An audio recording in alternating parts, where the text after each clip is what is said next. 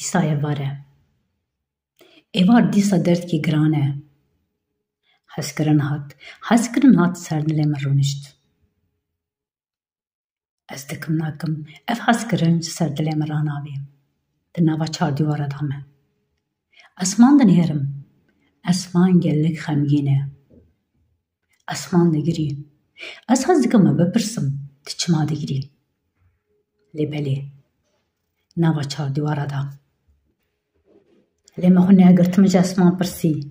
Min got gelo tu ji me re bê tu çima digirî? Got bifetir nava çardîwara binêr. Gelek tu jê nava çardîwara. Bi hezara însanê me nava çardîwara dane. Ez ji wan re digirîm. Ez ji bo wan digirîm.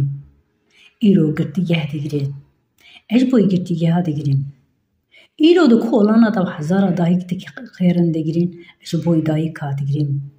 Ez ji bo dayîka dixêrim. Dîsa evare. Hezkirin berê xwedayî malê. Lê hezkirin berê xwe nedayî zîndana. Pişta xwedayî zîndana diçe. Ji zîndana dûr e hezkirin. Hezkirin dûr e ji zîndana. Dûr ket ji zîndana. Lê belê hezkirin çixanê zîndana jî. Hezkirinê evê ku zîndana da hez dikin gelek hene li derve. Min got evare. Tevê cih tarî ye. Tev berê xwe dan malê. Lê belê me berê xwe da ku? Me berê xwe da nava çardîwara. Esmankî biçûk hebû. Awlûkê biçûk hebû. Wextê şev dibe ew awlûya biçûk û esman jî namîne. Di ser ranzê re dinên li derva dinihêrin.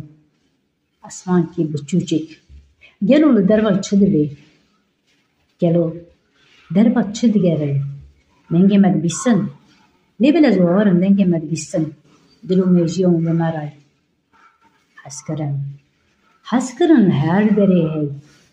Li her ciyê hey. Hezkirin kolan digerê wekî dûr diçe. Wextê dil xemgîn be hezkirin jê dûr dikeve. Dil xemgînî hezkirin her du hevra barekî giran e nayê kişandin gelek. Pişta merva değişînê.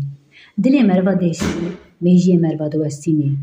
Ji wê qasî hezkirin hinkî ji merva dûr dikeve. Deng jê devûdorê xwe dinêrin. Ji odê hember deng tê. Gelo çi dibêjin? Kurda nalînî tê. Nalînikê ji kurda tê. Gudar dikin vê nalîniya çi ye? Lê belê ez zanim ew nalînî lalîniya hevalê min e.